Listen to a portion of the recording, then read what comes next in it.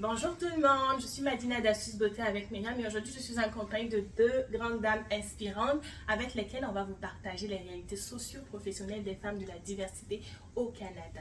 Donc cette vidéo a pour but de vous montrer non seulement la réalité mais aussi de vous apporter des outils qui vont vous permettre d'améliorer votre qualité de vie, que vous soyez nouvelle arrivant, que vous soyez au Canada depuis un moment ou que vous vous prépariez à immigrer au Canada. Donc, avant de commencer, je vais laisser la parole à mes deux invités qui vont se présenter. Bonjour Madina, bonjour tout le monde. Mon nom c'est Gloria Aniakou, je viens du Togo et ça fait 4 ans que je suis au Canada. Je suis dans le domaine financier. Merci. Oui, bonjour. Moi, mon nom c'est Tamara Vanessa Desgerville. Je suis d'origine haïtienne. Puis, j'ai une technique en comptabilité et de gestion au collège. Et aussi, j'ai une formation d'éducatrice à la petite enfance. C'est ça. Merci. Donc, la vidéo va se diviser en 3 grands axes. Donc, elle va parler de 3 grands axes. Le premier axe concerne les réalités sociales. Le deuxième axe concerne les réalités professionnelles. Et le troisième axe va parler des réalités de la conciliation famille, travail, social, en passant par la maternité. Donc, pour abonder dans le premier axe, il y a un adage africain qui dit que pour savoir où tu vas, il faut savoir d'où tu viens.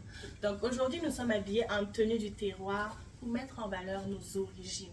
Donc, nos origines représentent nos racines et donc, par ricochet, notre équilibre. Vous convenez avec moi qu'un arbre, pour rester en équilibre, a besoin de garder ses racines solidement ancrées en profondeur, ce qui permet à ses branches de grandir dans différentes directions sans pour autant que l'arbre perde son équilibre. Donc, ce qui m'amène à poser les questions suivantes auxquelles on va toutes répondre. Donc, depuis combien de temps on est au Canada?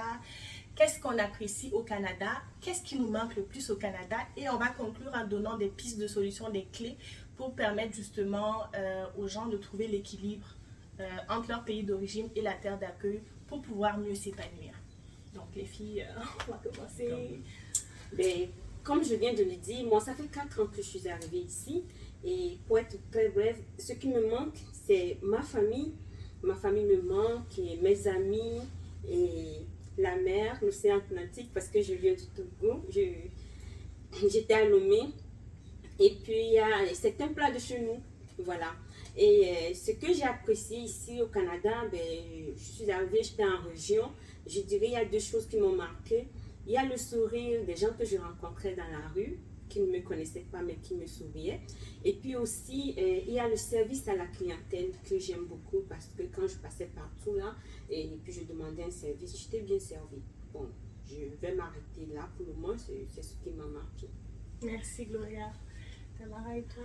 Oui, moi, ce qui me manque, c'est plus c'est mes amis aussi, ma famille, parce que bien, on était comme une grande famille très soudée en Haïti. Puis, c'est ça qui me manque plus. Je peux pas parler de la nourriture comme Gloria parce que c'est quand même on est quand même très très bien représenté de ce côté-là à Montréal. Tant qu'à Montréal, à Trois-Rivières, ça commence à être ça aussi. Puis, côté de ce que j'aime au Canada, c'est plus que tu acquiers ton autonomie très rapidement. Comme moi, je suis arrivée ici depuis en 2010, j'avais entre 18 et 19 ans. Ça fait 12 ans que je suis là. Fait que j'ai commencé à travailler très très tôt, ce qui me donne plus de maturité, plus tôt aussi, comment gérer mes affaires. Fait que c'est ça. Merci Tamara. Donc, à mon tour, moi je suis au Canada depuis maintenant 5 ans. Ce qui m'a le plus manqué de mon pays d'origine, c'est la chaleur. Donc la chaleur sous toutes ses formes. La chaleur du point de vue climatique, la chaleur du point de vue humain. Comme Gloria et Tamara l'ont souligné, en Afrique, généralement, quand il y a des événements sociaux, que ce soit des événements heureux ou malheureux, les voisins deviennent en fait comme une sorte de deuxième famille parce qu'ils sont présents. Et à travers leur présence, ils apportent un soutien moral et du réconfort sur le plan émotionnel aussi. Ce que j'apprécie ici au Canada, c'est la diversité de la nature. Donc, les grandes étendues d'eau, les arbres, les grands arbres. J'apprécie aussi l'harmonie qui règne dans le milieu dans lequel je travaille parce que les collègues sont très courtois. Il n'y a pas cet esprit de compétition malsaine qu'on peut souvent retrouver dans le milieu du travail. On se complimente entre femmes, il n'y a pas de jalousie ou de concurrence malsaine, donc c'est vraiment très très agréable. Alors à présent, on va partager des pistes de solutions qui pourront vous aider éventuellement à trouver l'équilibre, en fait, si vous êtes nouvellement arrivé au Canada ou si vous êtes arrivé depuis un moment ou si vous vous préparez à arriver. Donc, comme première piste de solution, je dirais d'apprendre à cultiver l'ouverture d'esprit.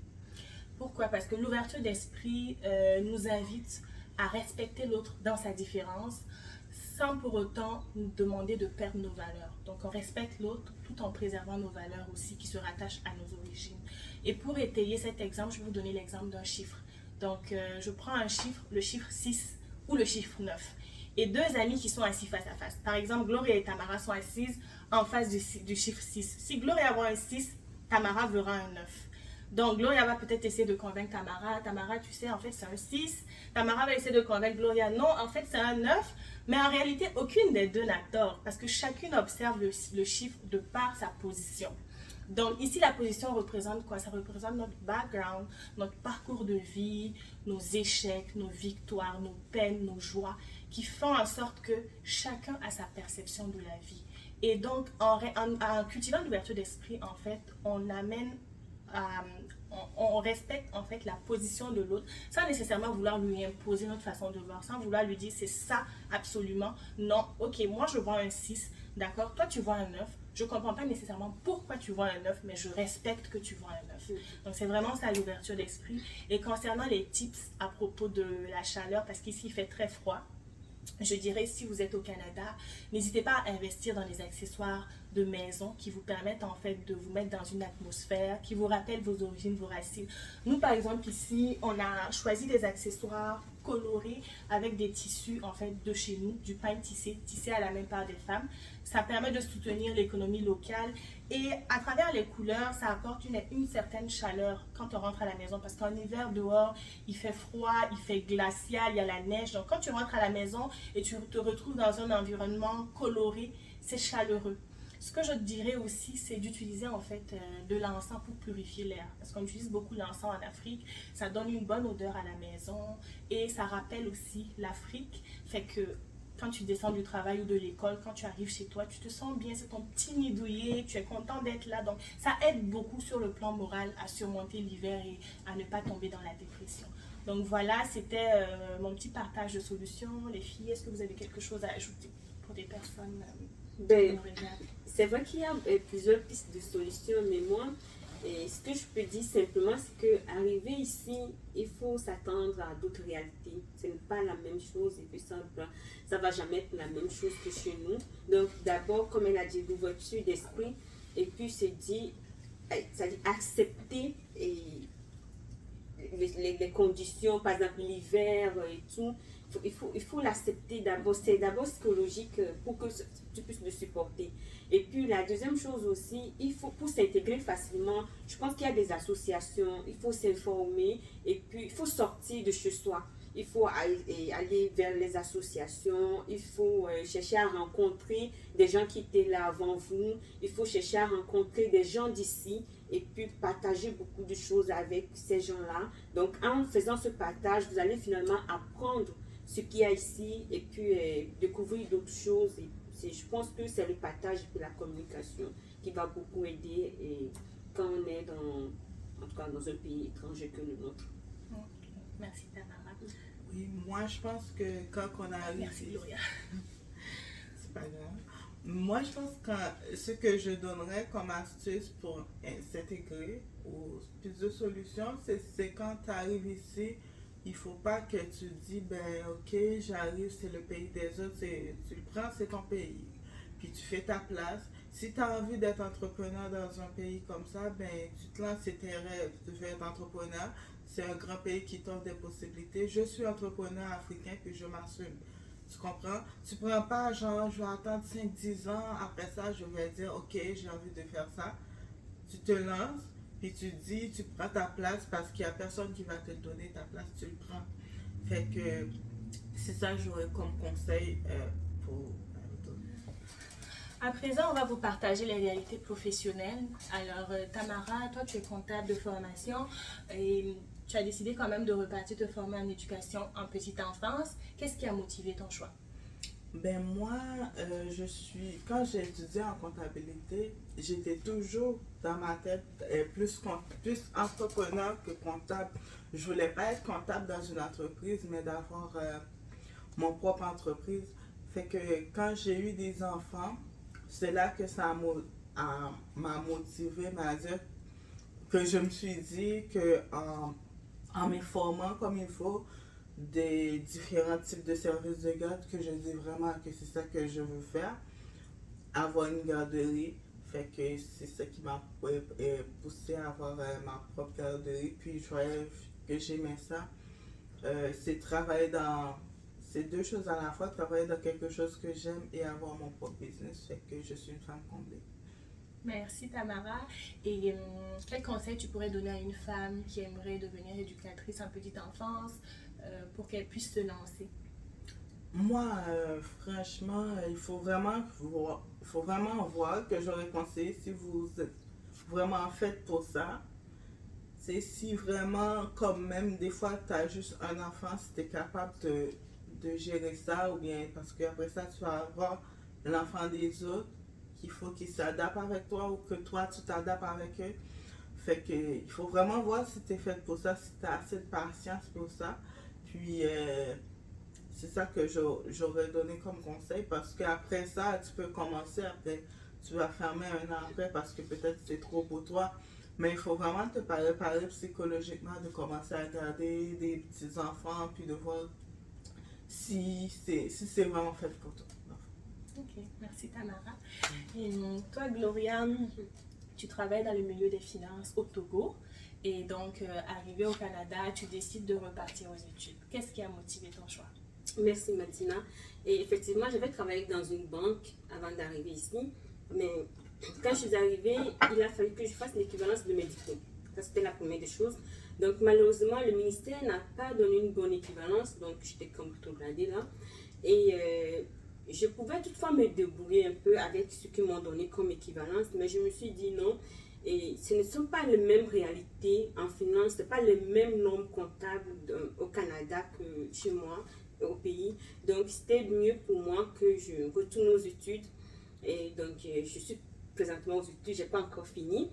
Donc, cela va me permettre d'apprendre plus et puis d'être plus outillée dans le milieu du travail. Et aussi, j'ai gardé toujours ce domaine parce que j'aime bien le domaine financier. Donc, voilà la raison pour laquelle je suis retournée aux études surtout. Okay. Merci pour ton partage. Et est-ce que comment tu trouves en fait les études entre ce que tu es en train d'apprendre, ce que tu faisais déjà au pays? Est-ce qu'il y a une différence? Est-ce que tu trouves que c'est beaucoup plus facile parce que tu as eu de l'expérience? Pour quelqu'un qui est par exemple dans les finances en Afrique et qui va venir au Canada, qu'est-ce que tu peux dire? Ben, rien n'est facile, mais ce qu'il faut souligner, c'est que ce n'est pas la même chose. Vraiment, comme je l'ai dit là, ce n'est pas le même, c'est pas la même chose. La fiscalité, par exemple, au niveau des impôts, c'est plus complexe ici, par exemple, par rapport à mon pays. Donc, c'est pas facile quand on revient ici, on est ici, on doit reprendre dans les études. Je dirais surtout, ça dépend de l'âge que tu as. Et puis aussi, ça dépend de ton passé. Si tu es déjà imprégné dans le domaine professionnel, tu t'es une femme qui a oublié peut-être les cahiers, et puis tu reviens ici, on te dit donc, que ton diplôme que tu as, il faut le reprendre. Et non seulement ça, c'est bien d'avoir un diplôme d'ici pour avoir plus d'offres au niveau des emplois. Je dirais que ce n'est pas facile, mais ce n'est pas impossible aussi, c'est faisable. Il faut se donner à fond. Ok, merci les filles. Donc, à présent, moi, je vais vous partager un petit bout de mon expérience professionnelle et après ça, on va rebondir au niveau des pistes de solutions pour faciliter l'intégration sur le plan professionnel pour les nouveaux arrivants. Donc, moi, mon expérience remonte à une époque où j'avais postulé dans une structure que je vais nommer Z, je ne donnerai pas de nom. Donc, la structure avait parmi ses missions de favoriser l'intégration des femmes dans le milieu professionnel. Et moi, aider les femmes d'une manière ou d'une autre, c'est quelque chose qui a toujours résonné très, très fort en moi à travers certaines actions que j'ai eu à entreprendre dans le passé. Et du coup, j'ai postulé. Fait que j'étais très contente quand on m'a contactée pour l'entretien d'embauche. Donc, je suis allée à l'entretien au fur et à mesure que le temps passait. La directrice m'a fait savoir, la directrice de la structure m'a fait savoir que j'étais trop qualifiée pour travailler avec eux. Et elle m'a dit que généralement, vous, pour faire référence sûrement aux immigrés, je ne sais pas, mais en tout cas, elle m'a dit, vous, quand vous arrivez, vous avez souvent de gros diplômes, mais après, quand on vous embauche, vous allez ailleurs, après, quand vous trouvez mieux. Bref, donc, moi, j'ai essayé de lui faire comprendre que oui, j'avais un emploi, j'avais un salaire. Mais le salaire, l'argent qu'on gagne, c'est des outils.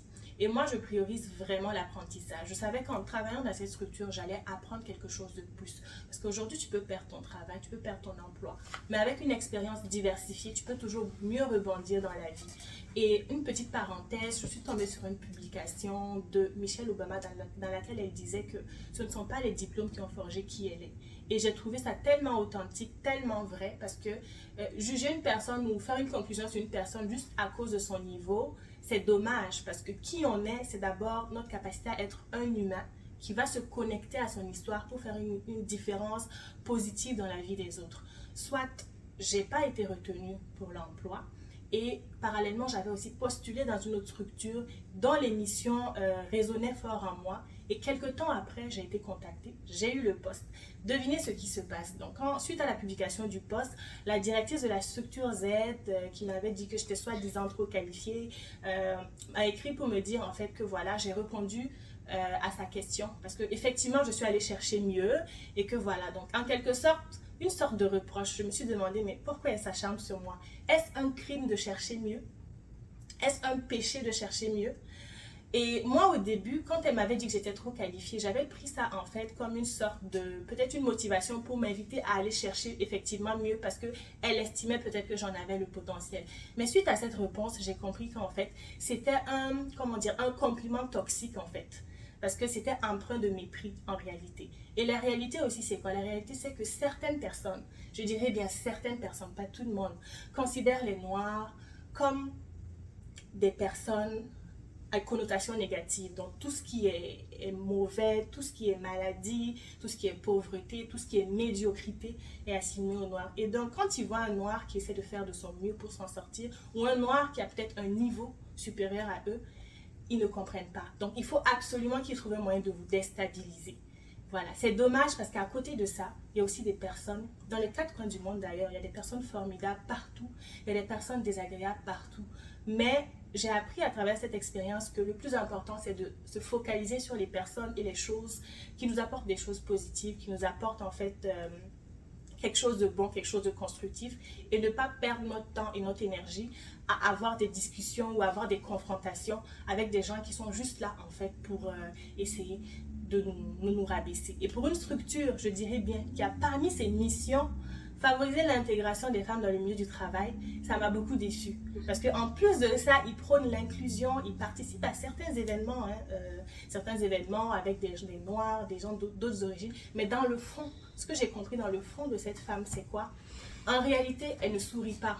Elle sourit peut-être en apparence, mais quand elle voit en fait quelqu'un comme nous, voilà, quelqu'un de différent, quelqu'un de noir, ça ne colle pas avec le chemin qu'elle a, ça ne colle pas avec le fait que le noir est voilà, médiocre.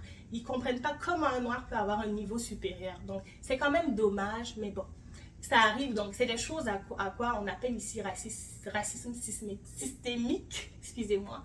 Ça existe malheureusement, mais sachez aussi qu'il y a de bons côtés.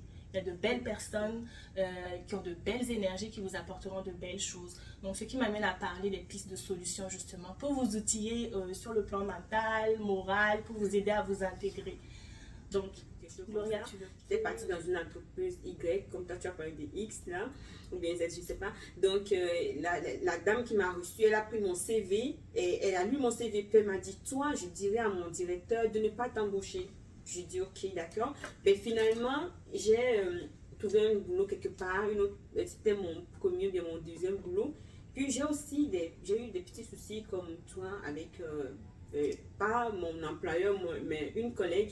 Un jour, qui me regarde et puis elle me dit, ben finalement, tu t'habilles bien. Puis je me dis, mais attends, quand tu m'avais dit le premier jour, tu t'attendais à quoi? En tout cas, bref, c'est des choses et c'est une triste réalité, mais c'est normal. C'est pas normal, je peux pas dire que c'est normal, mais à côté de ça aussi, il y a d'autres personnes qui nous apprécient, comme tu viens de le dire, il y a d'autres personnes qui nous aiment, qui nous acceptent tels que nous sommes, parce que si ça, mais Une autre chose encore, là, si vous permettez, j'avais assisté à une causerie comme ça entre femmes. J'étais la seule noire. J'étais assise. Puis je me suis tue, j'ai laissé tout le monde parler. Puis quand j'ai pris la parole, il y a une autre qui dit, mais non, elle parle français. Puis je dis, ok, d'accord. En tout cas, bref, c'est des petits trucs auxquels on est confronté ici. Puis bon, mais c'est la vie, on apprend d'autres choses, on apprend beaucoup et puis on évolue avec parce qu'il y a d'autres choses, d'autres personnes qui nous aiment. C'est ça. C'est ça. Merci. Donc oui, effectivement, merci Gloria pour ton partage. Et comme elle l'a dit, c'est sûr qu'il y a de toute façon dans tous les quatre coins du monde, même dans nos propres pays, il y a des personnes désagréables, il y a des personnes aussi agréables. Mais il faut juste se préparer et savoir en fait prendre ce qui ne nous appartient pas. Donc ce que quelqu'un pense de toi, ça lui appartient, ça ne t'appartient pas. Donc ça ne doit pas en fait te déstabiliser. Et pour conclure, suite à mon expérience justement dans la structure Z, c'est une structure qui a continué d'engager des femmes qui avaient un bon niveau, tu vois, et qui sont parties vers d'autres perspectives d'emploi. Donc, quelque part, je me suis dit, il y a quelque chose, il y a quelque chose. Je ne vais pas le nommer, mais il y a quelque chose parce que c'est pas que j'étais vraiment trop qualifiée, mais bref, on va conclure comme ça. On va aller parler des pistes de solutions. Donc, j'ai élaboré quelques solutions pour vous permettre de vous intégrer. Je vais laisser la parole aux filles aussi si elles ont quelque chose à ajouter. Je dirais le premier point, c'est d'apprendre à être quelqu'un de pacifiste, d'éviter les confrontations.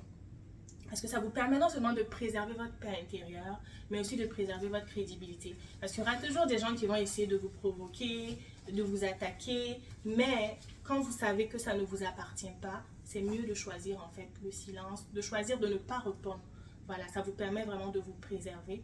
La deuxième chose que je vous dirais, c'est d'apprendre en fait à énumérer vos qualités et vos défauts dans un cahier. Faire un bilan tous les 3 ou 6 mois, si vous pouvez faire un bilan de vos qualités et de vos défauts, c'est très important. Parce qu'on a tendance à vouloir diaboliser les autres, c'est la faute des autres, l'enfer c'est les autres. On ne se remet jamais en question. Parce que souvent quand on postule pour un emploi ou pour X, Y raison, ou quand on travaille dans une structure, on n'est pas parfait.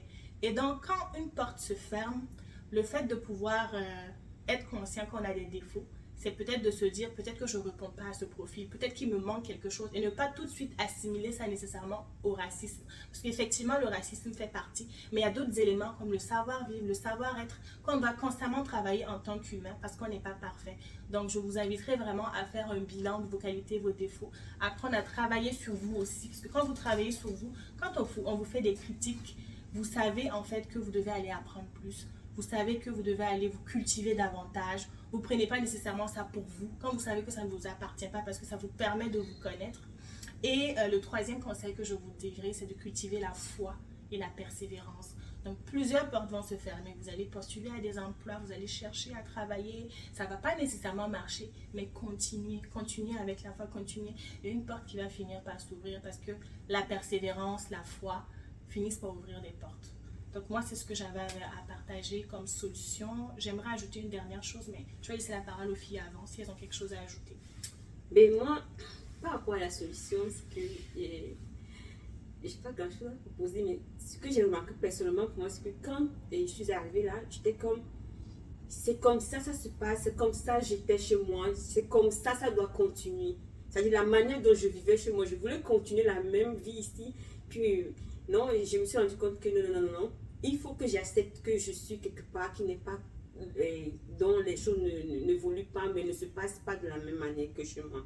Donc, ce que moi je veux dire, c'est d'abord accepter la réalité.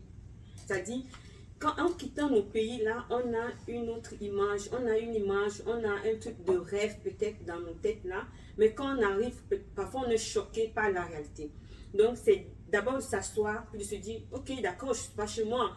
Bon, qu'est-ce qui se passe ici? Apprendre d'abord ce qui se passe, l'accepter, et puis ensuite, vous allez voir que les autres peut-être vont nous accepter.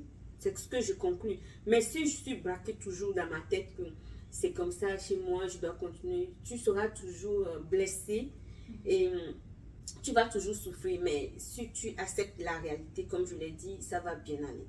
C'est pas facile ce que je dis parce que ça dépend de ton vécu, ton passé dans ton pays. Exactement. Ça dépend, donc c'est de cas par cas, chacun un parcours. Mais la conclusion c'est ça, c'est de comprendre que oui, ici on va prendre ça comme chez nous, c'est chez nous, on le prend entre parenthèses comme ça, mais si ce n'est pas la même chose, ça ne va jamais être la même chose parce qu'un Canadien en Afrique ne va pas dire qu'il se sent au Canada, il n'y a pas la neige par exemple au Canada, et par exemple en Afrique il n'y a pas la neige, donc c'est une triste réalité, donc c'est ça, c'est d'accepter la réalité, d'apprendre la réalité, et puis ensuite les autres peut-être pourront nous accepter tels que nous sommes. C'est tout ce que moi je vois comme piste de solution. Oui. Non, mais c'est parce que quand je parlais de c'est pas chez nous, on va poser. Quand tu dis c'est pas chez nous, des fois, comme on parle de racisme systémique ou de racisme n'importe comment, là, toi, si tu prends pas ta place, inquiète-toi pas, ils vont t'écraser un petit peu plus, tu comprends? Je donne un exemple, par exemple, quand j'étais arrivée à Noël, ben, chez moi, par exemple, à Noël, là, il y a la musique, on sort, tout le monde est là sur la terrasse, ton voisin peut passer chez toi prendre une canette et tout. Ben, j'étais comme, d'abord il y avait la neige, ensuite j'étais comme, ben, je demandais à ma mari, c'est comment ça se passe, c'était comme silencieux, puis il me dit, mais tout le monde est chez lui, on fait en famille, tu n'as pas le droit par exemple d'aller chez un voisin. Donc, c'est des trucs que tu apprends avec le temps. La première année, c'est un peu difficile. C'est des petites réalités. C'est pas que je suis pas chez moi que les Canadiens vont m'écarter. Non, mais c'est des petits trucs qui te manquent, qui font comme tu ne te sens pas vraiment. Mais si tu apprends à vivre que les Noël, ça se fait en famille. Et puis, tu es heureux comme ça. Tu ne vas pas être triste la fête de Noël prochaine. En tout cas, c'est des choses comme ça dont je parle. C'est sûr que si tu ne prends pas ta place, on va tout le temps t'écraser. Et donc, ici, au Canada, il y a de la place pour tout le monde. Il y a une entreprise quelque part qui a besoin de vous. Il y a un projet quelque part qui a besoin de vous. Il faut que vous vous fassiez confiance et que vous ne vous comportez pas en victime en disant oui, c'est ça, c'est parce que je suis noire, vous incriminez. Apprenez à travailler sur vos qualités, à travailler sur vos compétences, à améliorer votre savoir-faire et continuez de persévérer avec la foi. Vous allez voir qu'il y a des portes qui vont s'ouvrir quelque part. Vous allez voir que ça va bien aller pour vous. Et donc, ne désespérez pas. C'est pas facile nulle part. Mais avec la persévérance et la foi et la volonté d'apprendre toujours et toujours, vous allez voir que vous allez pouvoir... Je vais ajouter quelque chose.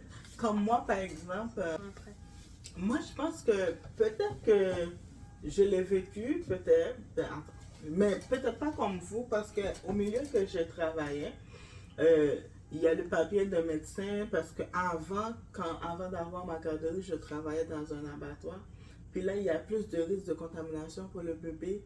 Fait que je pense que 5 mois maximum, on t'enlève du milieu de travail. Différemment, quand tu travailles au bureau, tu fais toute la grossesse parce qu'à 32 semaines, à 8 mois, tu es encore au travail. Là, tu comprends? Fait que c'est plus ça, mais moi... Personnellement, le médecin m'avait prescrit les diclectins pour le vomi, pour avoir des crachats dans la bouche. Ça a très bien fonctionné. Puis vu que j'ai pas resté trop longtemps au travail non plus, ça a été quand même pas bien. Ouais. C'est ça, c'est deux avis différents. Moi, personnellement, j'ai vécu aussi les passes salivation comme Gloria. C'était vraiment pas facile. Voilà, les réunions, tu peux pas parler. Les gens ne comprennent pas. Les gens compatis, mais c'est difficile de comprendre. Moi-même, personnellement, avant la grossesse, quand je voyais des femmes tout le temps cracher, je me disais, mais pourquoi on n'avale pas juste la salive jusqu'à ce que ça t'arrive? C'est tant que tu ne vis pas, encore une fois, comme on parlait du chiffre 6 et 9, tant que tu ne vis pas une situation, tant que tu n'es pas dans les bottes de quelqu'un, c'est difficile de comprendre la personne. Comme je te dis, il y a des maladies de grossesse qui s'associent à la race, à la morphologie de la femme. Puis avec tout ça, là, c'est ça qui fait ça. Non, ben, en tout cas, suite à la maternité, l'hypersalivation, on va aller accoucher. Après, ce qui est bon ici au Canada, c'est qu'on a 1 an de congé maternité. Ça, vraiment, c'est très, très bien. Autant, on n'a pas d'aide, par exemple, toute la famille en Afrique, quand tu accouches, il y a une cohorte de femmes, les tantes, maman, belle famille, tout le monde vient avec les soupes, on s'occupe de toi. Ici, c'est un peu plus restreint. À la limite, faire venir la maman, mais voilà, il n'y a pas vraiment une cohorte de femmes expérimentées autour de nous. Par contre, il y a des ressources. Il y a des ressources qui peuvent aider, par exemple pour l'allaitement. il y a des ressources, j'en ai expérimenté, des mamans, des marraines d'allaitement qui viennent vous montrer comment tenir le bébé pour le nourrir, comment. Donc ça, c'est très aidant. Elles peuvent aussi venir passer peut-être 1 heure ou 2 chez vous pour que vous puissiez prendre votre bain. Parce que quand le bébé est tout petit, on l'a souvent entre les mains, il tète chaque 2-3 heures. Et aussi, il y a des ressources pour vous préparer à l'accouchement. Comment ça va se passer l'accouchement? C'est très, très aidant aussi. Il y a pas mal de ressources. Je vais mettre les informations en barre d'infos de la vidéo pour celles qui veulent. Donc, dépendamment de votre région, si vous êtes enceinte, vous pouvez commencer à préparer en fait la venue du bébé en cherchant des ressources de votre région pour pouvoir justement vous aider dans ça. Et après ça, au niveau de la conciliation, famille, travail, bébé, parce que quand le bébé est là, après les 1 an c'est top, hein, c'est paradisiaque, mais après il faut revenir dans la réalité. Donc il faut maintenant pouvoir gérer le travail, gérer la famille, gérer le bébé. Donc est-ce que vous avez des petits partages par rapport à ça ou des solutions? Tu veux que je commence? Mais vas-y, comme ça. Mais dans le fond, moi, je pense que il y a un gros problème. Comme on dit, on n'a pas beaucoup nos familles ici hein, parce que si on n'est pas vraiment, on est chez nous, parce que nos familles ne sont pas généralement, tu comprends, ici.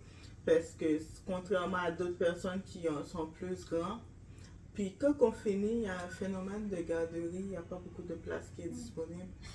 Puis tu sais, ça fait que dans les garderies, il y a des femmes qui sont là, qui restent avec leurs enfants, qui sont obligées d'être mères au foyer après le 1 an que tu parles maintenant. Il y a des femmes aussi qui disent, ben ok, je vais faire une garderie, je vais prendre d'autres enfants, ça va me faire un salaire, mais c'est pas ça que je veux vraiment faire. Il y a ça aussi, mais il y en a qui se réorientent pour concilier, puis qui disent, ok, je vais faire. Comme moi, dans mon cas, par exemple, j'ai 2 enfants. Pour trouver une place, 2 places en même temps pour 2 enfants, là, tu vas chercher. Parce que, ou bien c'est une garderie qui vient d'ouvrir, tu prends les 2 places, ou bien, ben, c'est ça. Quand tu as un enfant, c'est plus facile. Quand l'enfant a moins qu'un an et demi, comme pour la conciliation travail, quand l'enfant a moins que 18 mois encore, il te dit, ben là, on a juste 2 poupons, de moins que 18 mois, il n'y a pas de place pour toi. Fait que tout ça, là, il faut vraiment que tu as quelqu'un, tu as la famille ou bien si tu es femme monoparentale, tu te prépares à la réalité qui va être après que le bébé soit là. Ou bien si tu es en famille, tu as ton mari, que les deux, on travaille en équipe, on dit, ok, qu'est-ce qu'on va faire après ça? Parce que le bébé, ça vient chambouler le couple, ça vient chambouler la vie de famille. Puis tu sais, parce que quand tu aimes quelqu'un, c'est dommage que c'est un enfant qui vous sépare, hein, parce qu'on fait l'enfant pour nous concilier, pas pour nous séparer. C'est pour ça qu'il faut être comme solide en arrière de tout ça, en équipe, pour dire, ok, c'est fini le 1 an. Si je trouve une garderie, on continue, mais si j'en trouve pas, qu'est-ce qu'on fait? On travaille en équipe, puis on sait dans quelle réalité qu'on est, on n'est pas très entouré, fait qu'on s'en va comme ça. Mais comme tu dis, il y a les ressources, oui, parce que moi j'en ai bénéficié de beaucoup de ressources. Il y en a beaucoup au Canada, à Trois-Rivières. Mais tu sais, ça ne vaut pas les tantes ou les cousines que tu as en Afrique, ça ne vaut pas ça. Exactement. Ben, moi, je viens d'accoucher tout récemment, donc oui, il y a les ressources. Et comme l'a dit Vanessa, ça ne vaut pas les tantes, nos mamans et tout. Donc, à côté des ressources aussi, si on a des amis qu'on peut contacter, je pense que ça va être vraiment une grande aide pour nous. Il faut contacter surtout les amis qui peut-être connaissent les réalités africaines parce qu'on n'a pas les mêmes morphologies, les mêmes réalités et tout, qui vont passer vous aider, qui vont donner des conseils et tout. Et bon, maintenant, concernant la conciliation travail-famille, moi, j'ai pas encore fini mes congés parentaux et tout. Mais bientôt, je vais commencer les études. Et puis, bon, heureusement que j'ai une tata à côté qui est dans le domaine. Je pense qu'à la fin de notre rencontre, elle va m'aider à trouver facilement une garderie. Sinon, j'avoue que c'est pas facile. Depuis que j'étais tombée enceinte, à 2 mois de grossesse, je me suis inscrite. Mais mon enfant a bientôt 4 mois, personne ne m'a encore contacté, c'est moi qui contacte encore toujours les gens. Donc, je ne sais pas si d'ici 1 an, je croise les doigts, si je peux trouver ou pas. Mais sinon, c'est aussi me débrouiller comme ça. Et former une équipe soudée avec mon mari, puis voir dans quelles conditions. Sinon, je connais des amis qui n'ont pas pu retourner au travail parce qu'ils n'ont pas trouvé de garderie ou bien ils ont fait finalement venir leurs parents, ce qui n'est pas aussi chose facile de faire venir un parent ici. Donc, en tout cas, c'est pas facile cette histoire de conciliation travail-famille. Heureusement, aujourd'hui, on a le système de télétravail. Ben, si peut-être les gens peuvent postuler pour des postes qui peuvent leur permettre de travailler de la maison, ça aussi c'est une solution, ça te permettra de garder ton enfant à côté, puis de faire les deux. C'est pas facile, mais c'est ça, jusqu'au temps où tu vas trouver la garderie pour ton enfant. Donc, ben, moi je suis dans la recherche quand même, s'il y a des personnes qui sont dans le domaine qui me suivent, bon, en tout cas, je peux écrire dans commentaire, puis je vais les contacter par la suite. C'est ça. Ok, en tout cas, merci pour vos partages, les filles. Donc, moi, je dirais que c'est pas du tout facile. C'est pas facile de concilier. Il faut être aussi réaliste. Et je dirais qu'il y a un syndrome là qu'on appelle le Black Woman, strong Black Woman, la femme forte noire. Donc, on veut vouloir tout porter sur nos épaules. Oui, je peux faire ça, je suis parfaite, la maman parfaite, l'épouse parfaite, la performante au travail. Entre-temps, ce concept-là nous déshumanise parce qu'avant d'être tout ça, on est des êtres humains. Voilà, on a nos forces, on a nos faiblesses et il faut le reconnaître. Être capable de demander de l'aide. Voilà, tu peux demander à ton mari de t'aider avec le bébé quand tu sens que tu es fatigué. Ça ne fait pas de toi une mauvaise mère, ça ne fait pas de toi une mauvaise personne. C'est simplement que tu es épuisé aussi. Et tu as besoin de te nourrir en tant que femme pour le bien-être de ta famille. Parce que quand je prends par exemple une carafe qui est vide d'eau, tu as beau vouloir servir les gens autour de toi, tu ne peux pas les servir. Il n'y a rien, donc tu as besoin d'un petit temps souvent pour te ressourcer, pour pouvoir t'épanouir sur le plan familial en tant que femme, en tant que maman, en tant que travailleuse. Donc tout ça c'est bien d'essayer vraiment de concilier, d'essayer vraiment de faire de notre mieux. Mais à côté de ça, restons une femme et souvenons-nous qu'on est des humains. Et les personnes autour de nous nous aiment bien. Souvent, ils attendent juste qu'on demande de l'aide. Parce que si tu ne manifestes pas que tu as besoin d'aide, par exemple, ton mari ne peut pas savoir. Si tu lui, mais pour lui, c'est normal peut-être que tu le fasses, il ne sait pas. Mais si tu le manifestes, il peut t'aider. Tes amis peut-être ne peuvent pas savoir si tu ne leur demandes pas. Donc, il y a les ressources aussi, encore une fois. Et comme je dis, vraiment essayons de le maximum possible d'être indulgente envers nous-mêmes, ne pas nous mettre de hautes attentes parce qu'avant d'être maman on se dit oui je vais être parfaite, je vais faire tout ça. Après la réalité c'est un peu autre chose, mais les enfants ont besoin d'une maman heureuse avant tout. Donc maman parfaite là c'est ça, c'est un peu un mirage, mais avant tout d'une maman heureuse et qui prend aussi du temps pour elle et voilà. Donc, merci les filles pour votre partage. Ça fait plaisir de vous avoir. En tout cas. Merci, j'ai ajouté quelque chose, pas beaucoup. Oui, les enfants, ils ont, comme tu dis, ils ont besoin d'une maman heureuse parce que pour que ton enfant soit heureux, il faut que toi-même que tu sois heureux.